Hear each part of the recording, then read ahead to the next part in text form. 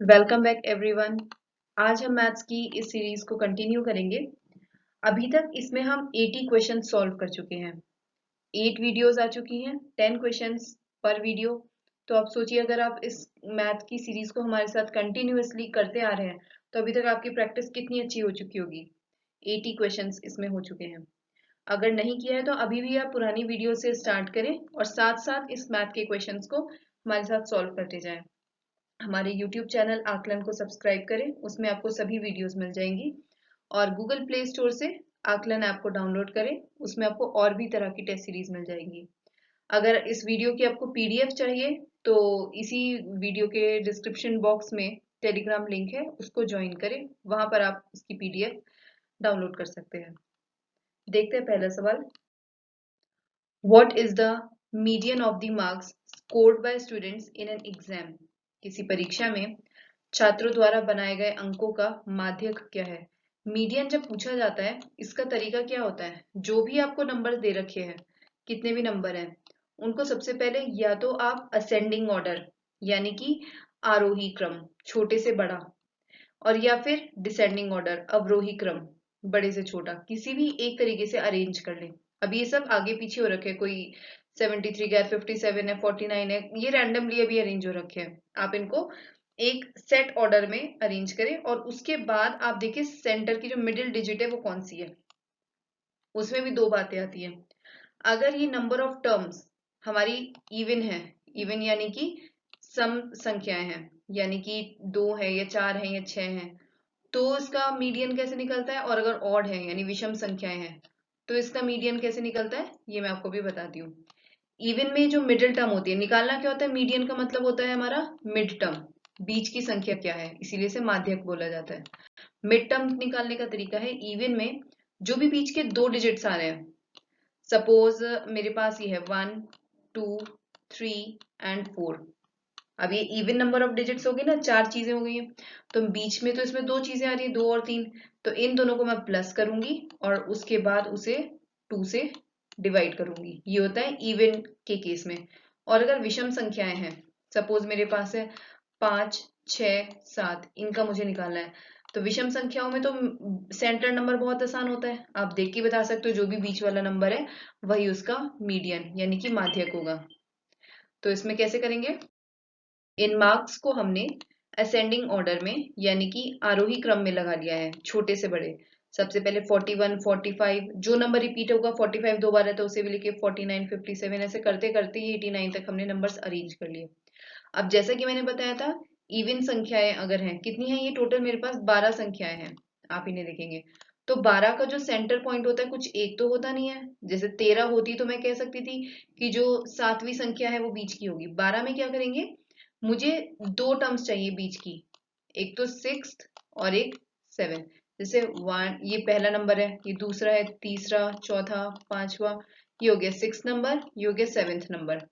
तो 6th digit और 7th digit, इन दोनों को मैं प्लस करूंगी, 2 से डिवाइड करूंगी और मेरा मीडियन यानी कि माध्यक आ जाएगा।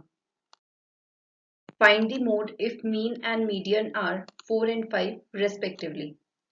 हमें बहुलक बताना है, यानी कि मोड को बहुलक कहते हैं।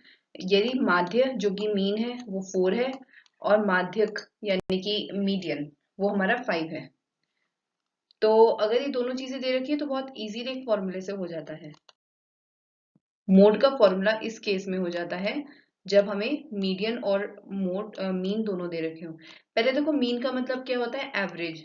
एवरेज आपको पता है, जितनी नंबर ऑफ टर्म्स है उन्हें, जितनी भी टर्म्स है उन सबको प्लस करो, डिवाइड कर दो नंबर ऑफ टर्म्स से कि वो है कितनी। मीडियन आपको अभी पता है, लास्ट क्वेश्चन में बताया कि जो मिडिल डिजिट है, मिडिल वैल्यू है वो निकालनी होती है। और अगर ये दोनों दे रखी है और मोड पूछा गया है तो फॉर्मूला होता है 3 इंटू मीडियन और माइनस कर देते हैं 2 इंटू मीन, और सीधे आपको ये वैल्यूज दे रखी हैं।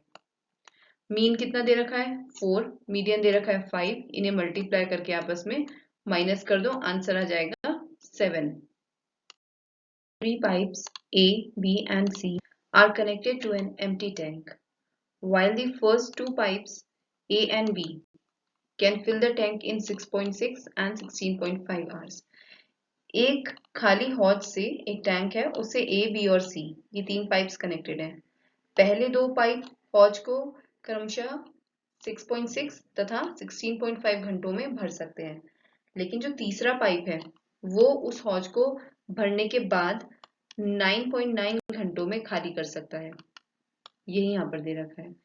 If all the three pipes are opened simultaneously, यदि इन तीनों पाइपों को एक साथ खोल दिया जाए after filling the tank 3/5, लेकिन कब? जब वो हौज, वो जो टैंक है वो 3/5 भर जाए, उसके बाद तीनों पाइप्स को खोला गया है। Then how many hours will it take to fill the tank? कितने घंटों में वो पूरा भरेगा? क्वेश्चन समझ में आ गया? दो पाइप से तो वो भरता है 6.6 और 16.5 से, एक पाइप से वो खाली करता है। अब आपको बताया गया है कि 3/5 पाइप वो जो टैंक है वो भर चुका है, तो बचा हुआ जितना पानी है उसको कितनी देर में खाली हो जाएगा वो, अगर सारे पाइप एक साथ खोल दिए जाते हैं। बहुत सिंपल है क्वेश्चन भी। जब ये तीन टैंक आपको दे रखे हैं जिसमें एक टैंक उसको खाली करा और बाकी दो टैंक उसको भर रहे हैं, तो सबसे पहले 6.6, 16.5 और 9.9 इन तीनों का हमें एलसीएम लेना है। एलसीएम लेने में एक चीज ध्यान रखो, अगर मैं पॉइंट हटाकर एलसीएम लेती हूँ तो आसान रहेगा। कॉमन इन तीनों में क्या है कि तीनों में ही एक नंबर पहले पॉइंट है। यहाँ पे 9.9 था तो मैं अभी उस पॉइंट को हटा देती हूँ, यहाँ पे भी एक नंबर पहले था, यहाँ पे भी अभी हटा दिया, तो ध्यान रखना उसे लास्ट में हमें लगाना होगा। अब इसका एलसीएम लेते हैं, 11 से जाएगा ये 6 टाइम्स, ये 15 टाइम्स और ये 9 टाइम्स। देन अगेन ये 3 से जाएगा 2 टाइम्स, 5 टाइम्स और 3 टाइम्स। अब ये अलग अलग सब इंडिविजुअल नंबर से डिवाइड होंगे, तो इस तरीके से इसका जो पूरा एलसीएम है ये आ जाएगा 990। ये तो कंप्लीट एलसीएम आया है। कब? जब मैं इसे बिना पॉइंट के ले रही हूँ। और अगर मैं वापस से इन सबके पीछे एक नंबर पहले से पॉइंट लगा दूं तो वो आ जाएगा ये 99.0। 0.0 की कोई वैल्यू नहीं है, ये हो गया 9.9। अब 6.6 में कितना मल्टीप्लाई करूं कि 99 आ जाए? 15। 16.5 में कितना मल्टीप्लाई करूं कि 99 आ जाए? 6। ऐसे ही 9.9 में क्या मल्टीप्लाई करना होगा? 10, जिससे 99 आ जाए। ये मैंने कब किया? ये तब निकला है जब मुझे पता था इन सबका एलसीएम क्या है कॉमन, 99। क्योंकि मैं पॉइंट वाले नंबर्स की ही बात कर रही हूँ तो इसलिए मैंने वो पॉइंट कंसीडर किया है, ये पोर्शन मैंने हटा दिया। तो यहाँ से मेरे तीन नंबर आ गए, 15, 6 और 10। ऐसा इसलिए किया है, अब इसे इन तीनों की कॉमन एफिशिएंसी निकाल के रख लो कि इन तीनों की एफिशिएंसी कितनी होगी, कि कितनी क्षमता है उनके काम करने की। 15 तो वो है जिसमें वो भर रहा है तो प्लस होगा, 6 भी वो है जिसमें वो भर रहा है तो प्लस होगा, लेकिन 10 क्या है जिसमें वो खाली हो रहा है तो ये माइनस होगा। ये चीज आपको बहुत अच्छे से समझ आनी चाहिए। ये हो जाएगा 11। ये 11 एफिशिएंसी है, इसको भी साइड में रख दो। अब देखते हैं टोटल हमें कितना काम करना है, वर्क कितना है हमारा। 3/5 टैंक वो भरा हुआ था, बताया था ना पीछे 3/5 टैंक फुल है। उसके बाद हमें बताया गया कि जो बचा हुआ पानी है उसे कितनी देर में खाली करेगा। 3/5 अगर भरा है, किसी भी फ्रैक्शन को निकालना हो तो उसे 1 में से माइनस किया जाता है रिमेनिंग निकालने के लिए। ये 5 इधर मल्टीप्लाई हो गया, 5 1 जा 5 -3 2/5। तो अब ये टैंक में कितना पानी बचा हुआ है? 2/5। 2/5 किसका? कंप्लीट, अभी अभी मैंने बताया जो एलसीएम निकला है वो ही कंप्लीट नंबर है, 2/5 ऑफ 99। ये इसका रिक्वायर्ड वर्क है, उसे काम कितना करना है? 2/5 ऑफ 99। लेकिन उसके काम करने की क्षमता कितनी है उससे इसे डिवाइड कर दो। उसके काम करने की क्षमता एफिशिएंसी है ये 11। इतना ही करना था इस क्वेश्चन में। सबसे पहले क्या किया, ए बी सी तीनों का एलसीएम ले लिया, पॉइंट हटाकर वापस से पॉइंट लगा देंगे। फिर देखा जो एलसीएम है वो कितनी बार इससे जा रहा है, 15 बार, 6 बार और 10 बार। उससे आपने प्लस माइनस करके उसकी पूरी क्षमता निकाल ली। फिर वर्क पता लगाया कि कितना करना है, 2/5 काम करना है 99 का 2/5, और उस पूरे वर्क से यहाँ पे मैंने एफिशिएंसी से उसको डिवाइड कर दिया। अब ये क्वेश्चन बहुत आसान हो जाता है। ये 9 टाइम्स जाएगा, 18/5 आंसर आ जाएगा 3.6। इतने घंटों में वो पूरा टैंक खाली हो जाएगा। The pipe can fill an intact cistern in 15 hours. Due to a leak at the bottom of the cistern, it takes the pipe 18 hours to fill the cistern. यानी कि एक पाइप है जो 15 घंटे में एक पूरे एक हौज को भर सकता है, लेकिन टंकी के तल में रिसाव होने के कारण पाइप को टंकी को भरने में 18 घंटे का समय लगता है। अब when the cistern is full, how long will it take the leak alone to empty the cistern. ये होता है ना, जैसे कि अगर उसमें सिर्फ, अब ये नहीं देख रहे कितने समय में भर रहा है, सिर्फ ये पूछा गया है कि जब टंकी भर गई है तो टंकी को खाली करने में अकेले उस रिसाव को कितना समय लगेगा, यानी जो उसमें लीकेज है उसकी वजह से कितने घंटों बाद वो भरी हुई टंकी खाली हो जाएगी। इस तरीके से आपसे पूछा गया है। बहुत सीधा इसका सोल्यूशन है। कितने घंटों में वो भरी थी उसको? 15, तो 1/15। कितने घंटों में खाली करी है? 1/18। मतलब ये, इसको सीधे आप इस तरीके से कर लें तो ये आपका बहुत जल्दी सॉल्व होकर आ जाएगा। क्या किया है हमने? 15 और 18 को इस तरीके से लिख लें, क्योंकि वो भर रहा है तो ये तो प्लस में आएगा, और 18 खाली करा है तो वो माइनस में आएगा। ये चीज लास्ट क्वेश्चन में भी की थी। और इनका अब एलसीएम लेके सॉल्व कर लो। 15 और 18 का एलसीएम लोगे तो ये आ जाएगा 90 अपॉन में ये एलसीएम आ गया 90। 15 जा रहा है 6 टाइम्स और 18 जा रहा है 5 टाइम्स। 90 सबसे ऊपर चला जाएगा। जब रेसिप्रोकल ऐसा ना, अपॉन के अपॉन में कोई नंबर है तो वो सबसे ऊपर चला जाता है। ये सीधे सीधे आ जाएगा 90 आवर्स, 90 घंटे में वो पूरा खाली हो जाएगा। The mean monthly salary paid to 75 workers in a factory is 5,680। जो एक कारखाने में 75 श्रमिकों को दिए जाने वाला औसत है, मासिक वेतन का जो पूरा औसत है वो है 5,680। The mean salary of 25 of them is 5,400। उनमें से अगर 25 का औसत लें तो उनके वेतन का औसत है 5,400, जबकि 30 का अगर औसत लें तो वह है 5,700। तो what is the mean salary of remaining workers, यानी जो शेष श्रमिक बचे उनका औसत वेतन कितना है। ये क्वेश्चंस बहुत इंटरेस्टिंग होते हैं, एवरेज वाले। इसमें एक ही फॉर्मूला होता है और उसी को ही बस यूज करना होता है हमें। एवरेज का फॉर्मूला क्या होता है? टोटल जितना भी सम हुआ, जितने भी लोग दे रखे हैं उनका, अपॉन में कितनी वो संख्याएं हैं, नंबर। बस यही एक फॉर्मूले को आपको घुमा फिरा के इस्तेमाल करना है। सबसे पहले में दे रखा है 75 लोगों का जो औसत वेतन है वह 5,680।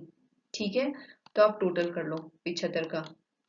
ये टोटल है बिल्कुल मैक्सिमम। लेकिन उसके बाद आपको दे रखा है कि एक बार तो 25 लोगों का औसत वेतन कितना है, 25 का है 5,400, तो 25 को मल्टीप्लाई कर लो 5,400 से। ऐसे ही फिर 30 का दे रखा है, औसत वेतन कितना है 5,700, 5,700, तो 30 को मल्टीप्लाई कर लो 5,700 से।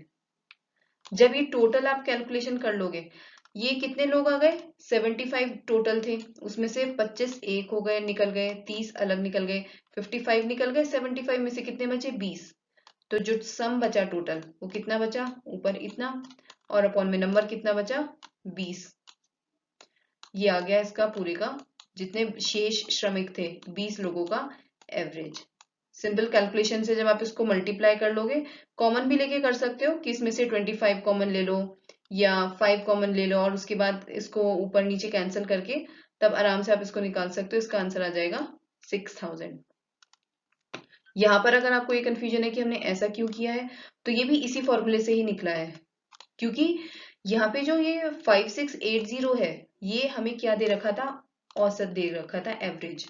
तो इन लोगों का सम कितना हो जाएगा, इनका टोटल संख्या इनकी कितनी हो जाएगी, ये नंबर से इसको मल्टीप्लाई कर देंगे तो आ जाएगा ना। तो वही किया हमने कि टोटल 75 लोगों की सैलरी का सम कितना था, 75 लोगों से उनका औसत मल्टीप्लाई कर दिया, ऐसे 25 लोगों से उनका औसत मल्टीप्लाई कर दिया।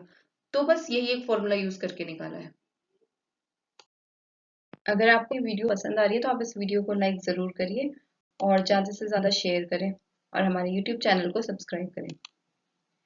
The price of two articles are in the ratio 3:4। दो वस्तुओं की कीमतों का अनुपात 3:4 है। If the price of first article be increased by 10%, पहले आर्टिकल की तो जो पहली वस्तु है उसकी कीमत में 10% की वृद्धि हुई है, जबकि सेकेंड आर्टिकल की जो कॉस्ट है उसमें 4 रुपए की वृद्धि हुई है। अंतर समझ में आ गया, एक में परसेंटेज में दे रखा है इंक्रीज और एक में कॉस्ट के टर्म्स में 4 रुपीज की टर्म्स में हमें बताना है। लेकिन उसके बाद भी जो मूल अनुपात है वो वही रहता है, जो रेशियो था उतना ही रहता है 3:4, इतना इंक्रीमेंट दोनों में करने के बाद भी। अब हमें बताना है ओरिजिनल प्राइस क्या होगा जो दूसरी वस्तु है उसका। सबसे पहले रेशो जब भी देते हैं 3:4 तो उसको हम अलग करते हैं रेशो को। कितनी हो जाएगी इसका मतलब कॉस्ट 3x एंड 4x।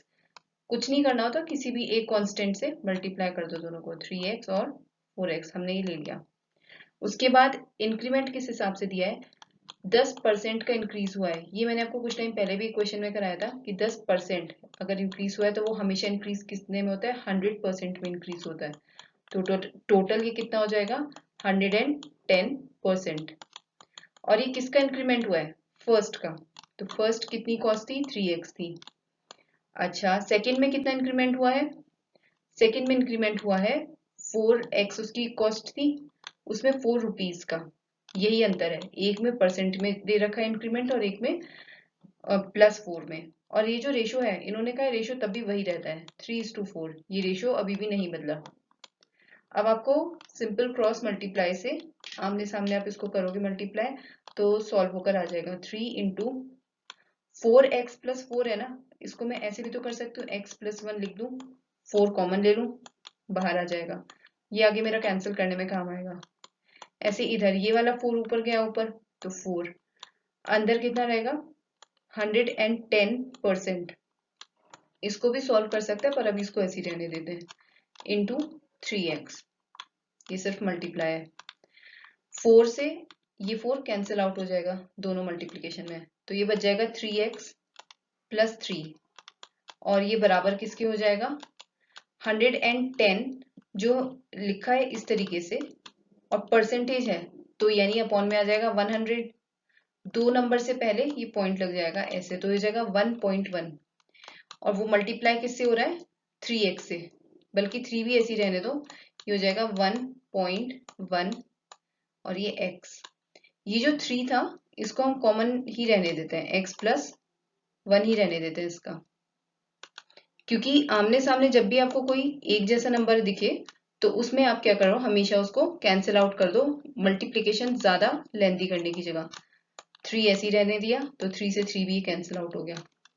कितना बचा ये, x + 1 = 1.1x, तो ये x उधर आके माइनस हो जाएगा, 1.1x में से माइनस हो जाएगा x और ये बराबर बचेगा कितने के, सिर्फ इधर 1 रह गया। ये कितना आ जाएगा, 0.1, क्योंकि जिस x के साथ कुछ नहीं है वहां पे 1 माना जाता है, बराबर हो जाएगा 1 के। 1 के अपॉन में आएगा जब ये इधर वाला 0.1 पॉइंट हटेगा तो ये ऊपर चला जाएगा, 10 हो जाएगा। x की वैल्यू आपकी आ गई है 10। जब x आपका 10 आ गया है तो आप दोनों की कॉस्ट निकाल सकते हो। फर्स्ट की हो जाएगी 3 × 10 30 और सेकंड की हो जाएगी 4 × 10 40। ये आंसर हो जाएगा इसका, क्योंकि हमसे सेकंड की कॉस्ट पूछी थी। In this question, A sells an article to B at a profit of 5% and B sells it to C at a loss of 5%. A एक वस्तु B को 5% के लाभ पर बेचता है, जबकि B उसे C को 5% की हानि पर बेचता है। यदि इसके C 23.94 इतने रुपए पे करता है तो हमें बताना है A के लिए उसकी कीमत क्या होगी। ये वाला क्वेश्चन काफी पूछे जाते हैं और ये बहुत सिंपल ट्रिक से सॉल्व हो जाता है। A ने कुछ सामान दिया B को और B ने उसे दिया C को।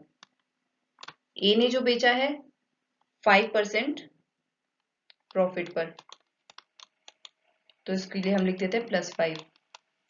लेकिन B ने दिया है 5% लॉस पर C को, इसके लिए लिख देते हैं -5। +5 का मतलब क्या हो गया कि वही 100 में हम +5% कर लेंगे तो हो जाएगा 105%। 105% का मतलब क्या हो गया, 105/100। B ने दिया C को माइनस पर, तो 100 में से हम 5 को माइनस करेंगे, हो जाएगा 95%। 95% का मतलब हो गया 95/100। जब ये परसेंटेज हट जाती है तो अपॉन में 100 लग जाता है। अब C की हमें कॉस्ट पता है कि C ने पे किए हैं 23.94 रुपीज, तो हमें बताना है A को वो कितने रुपए की पड़ी होगी, यानी हमें इसमें रिवर्स में जाना है। तो सीधे कहाँ से शुरू करोगे आप, C से। C को वो कितने कॉस्ट पड़ी, 23.94 मल्टीप्लाई, अब सब ऑपोजिट करना है। C ने B को दिया कितने में, इसको उल्टा कर दो 100/95 और ऐसे ही इसका भी उल्टा कर दो 100/105। तो ये आ गए हम सी से बी होते हुए ए की तरफ। ये जब सॉल्व करोगे तो आ जाएगा कि ए को ही कितने का प्रोडक्ट पड़ा, ए को वो 24 रुपए का सामान पड़ा। आंसर हो जाएगा C. Naveen travelled a distance by car at 60 kilometre per hour. Naveen एक कार के द्वारा 60 किलोमीटर प्रति घंटा की स्पीड से, उसकी गति से 35 मिनट में वो दूरी तय करता है। He further traveled by bus at 40 kilometre our for another 35 minutes. फिर से आगे के 35 मिनट के लिए वो 40 किलोमीटर प्रति घंटा की गति से बस से यात्रा करता है। पूरी यात्रा के लिए उसकी औसत गति ज्ञात करनी है, हमें एवरेज स्पीड निकालनी है इस होल जर्नी के लिए। सबसे पहले वो कार से चला, कितना चला वो कार से, स्पीड उसकी क्या थी 60 किलोमीटर पर आवर, पहली स्पीड हो गई।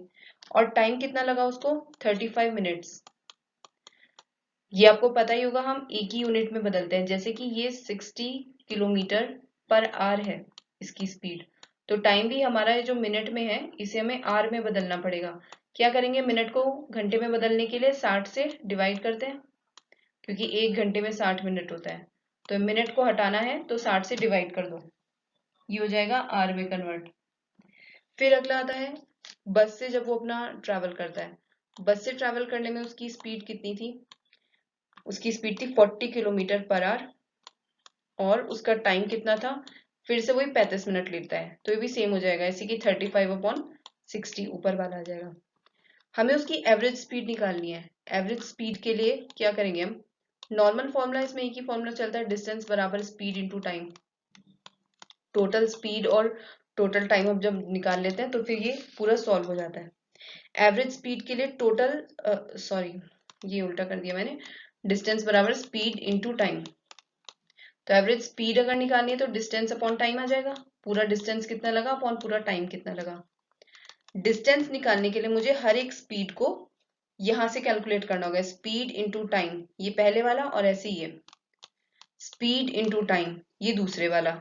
जब मैं इन दोनों को आपस में ऐड कर लूंगी तो ये मेरा टोटल डिस्टेंस आ जाएगा, यानी कि 60 जो उसकी पहली स्पीड है मल्टीप्लाई बाय 35/60 ये उसका पहला टाइम है, प्लस 40 उसकी पहली स्पीड है और 35/60 उसका पहला इसका दूसरा टाइम है।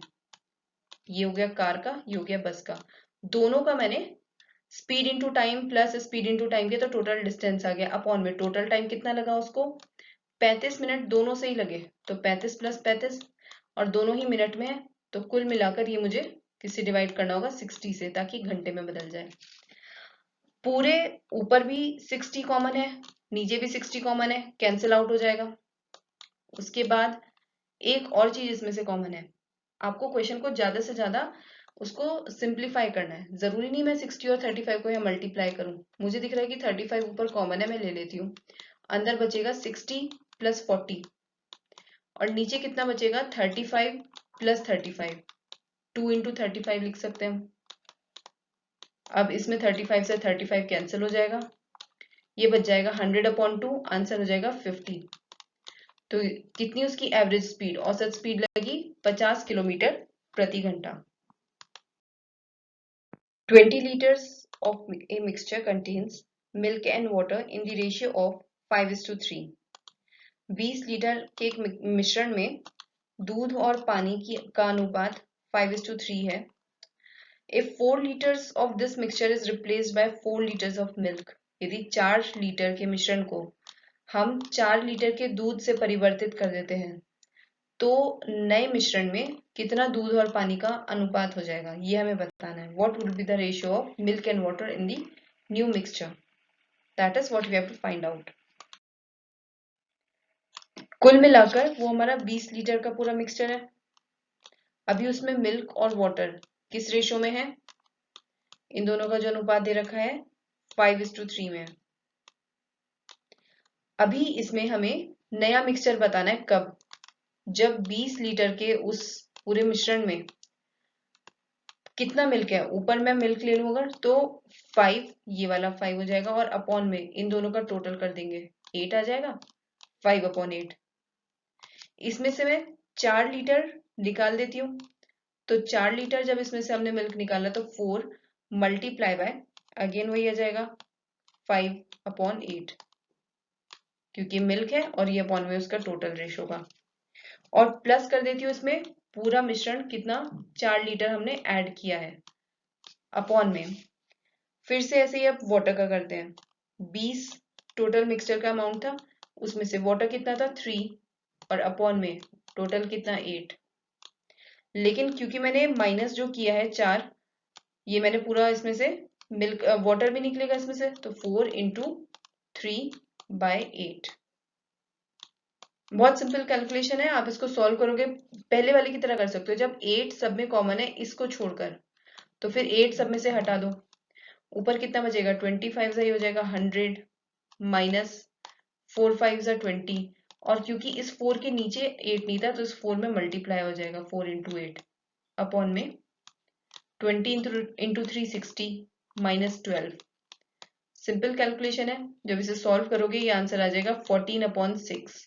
इसमें से अभी भी रेशियो सिंप्लीफाइड नहीं है, इसको 2 से कैंसिल आउट करोगे तो नया जो मिक्सचर है उसमें रेशियो आ जाएगा 7:3 का, मिल्क और वाटर का।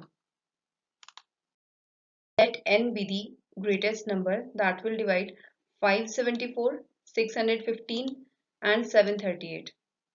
The sum of digits in n is, माना कि n वे सबसे बड़ी संख्या है जो 574, 615 और 738 को विभाजित करेगी। तो हमें n के अंकों का योग बताना है। जब भी आपसे बात की जाती है ग्रेटेस्ट नंबर की, सबसे बड़ी संख्या, तो हम बात करते हैं HCF की, which is highest common factor. यानी कि इसमें हम इन तीनों का HCF लेंगे। HCF तीनों नंबरों का अलग अलग लिया जाता है, LCM एक साथ लेते हैं। 574 का करेंगे 2 से, तो ये जाएगा 287 और फिर 7 से जाएगा ये 41 टाइम्स। ऐसे ही हम 615 का HCF लेंगे, इसको हम 3 से करके देख लेते हैं। 2 0 5 5 से जाएगा फिर ये 41 टाइम्स। एंड देन 738 का HCF लिया, इसको 2 से डिवाइड किया 738 को, तो यह आ जाएगा 369। और अब ये नंबर वैसे तो 3 से जाएगा, बट आप डायरेक्ट 9 से भी करके देख सकते हैं। 9 4 एंड 9 1। क्लियरली दिख रहा है तीनों में एक ही नंबर कॉमन है 41, तो 41 is the highest common factor. ये आ गया इसका HCF। और पूछा गया था सम ऑफ डिजिट्स ऑफ n, इसकी जो डिजिट्स हैं 4 और 1 को ऐड करना है, तो इसका क्या आंसर आ जाएगा 5। A is your correct answer. So this was all for today. I hope आपको ये वीडियो पसंद आई होगी। क्वेश्चंस आपने साथ साथ सॉल्व किए होंगे, इन क्वेश्चंस की प्रैक्टिस करते चलिए। इस वीडियो को लाइक जरूर करें और हमारे यूट्यूब चैनल आकलन को सब्सक्राइब करें। गूगल प्ले स्टोर से आकलन ऐप को डाउनलोड कर सकते हैं।